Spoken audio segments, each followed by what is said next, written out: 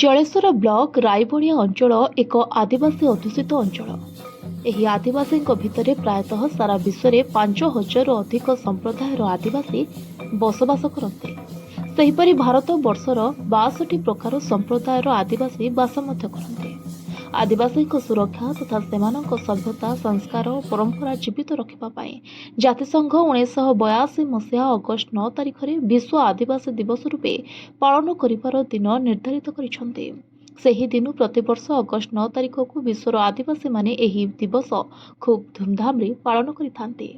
ସେହିପରି ସରଦାର ବନ୍ଧ ପଞ୍ଚାୟତର ପିଞ୍ଝାବଣି ଗାଁରେ ତାରା ଆଦିବାସୀ ୟୁଥ୍ କ୍ଲବ ଓ ଆଶା ରେନା ମାର୍ଶାଲ ସଂଗଠନର ସହଯୋଗ କ୍ରମେ ବିଶ୍ୱ ଆଦିବାସୀ ଦିବସ ପାଳନ କରାଯାଇଛି। ଗାଁର ମହିଳାମାନଙ୍କୁ ନେଇ ପାରମ୍ପରିକ ଖେଳ ଗୀତ ଓ ନୃତ୍ୟର ପ୍ରତିଯୋଗିତା ହୋଇଥିଲା। ପରିଶେଷରେ ସଭା କାର୍ଯ୍ୟରେ ସଭାପତିତ୍ୱ ଆଦର୍ଶ ଶିକ୍ଷକ ବଳରାମ ଟୁଡୁ କରିବା ସହ ଅତିଥିଙ୍କ ପରିଚୟ ଦେଇଥିଲେ। ମୁଖ୍ୟ ଅତିଥି ରୂପେ ଚୂଡ଼ାମଣିପୁର ସୀମାନ୍ତ ଉଚ୍ଚ ପ୍ରାଥମିକ ବିଦ୍ୟାଳୟର ଅବସରପ୍ରାପ୍ତ ପ୍ରଧାନ ଶିକ୍ଷକ ଶ୍ରୀଯୁକ୍ତ ସନତ କୁମାର ମହାନ୍ତି ଓ ସମ୍ମାନିତ ଅତିଥିଙ୍କ ଭିତରୁ ଇମାନୁଏଲ ସିଂ, ଲାଭିରାମ ଟୁଡୁ, ସମବାୟ ଗଣେଶ ସୋରେନ, ନିହାରଞ୍ଜନ ଦାସ, ଭାଗବତ ଟୁଡୁ, କୃଷ୍ଣା ଟୁଡୁ ଓ କ୍ଲବର ଅନ୍ୟାନ୍ୟ ସଦସ୍ୟ ଉପସ୍ଥିତ ଥିଲେ।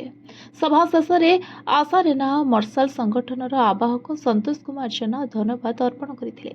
ହାତୀଗଡ଼ ଗୋଷ୍ଠୀ ସ୍ୱାସ୍ଥ୍ୟ କେନ୍ଦ୍ରର ଭାରପ୍ରାପ୍ତ କାର୍ଯ୍ୟନିର୍ବାହୀ ଅଧିକାରୀ ଡକ୍ଟର ଭୀଷ୍ମ ପରିଡ଼ାଙ୍କ ଶେଷ ମାନବ ସେବାରେ ସମ୍ମାନିତ କରି ମାନପତ୍ର ପ୍ରଦାନ କରାଯାଇଥିଲା।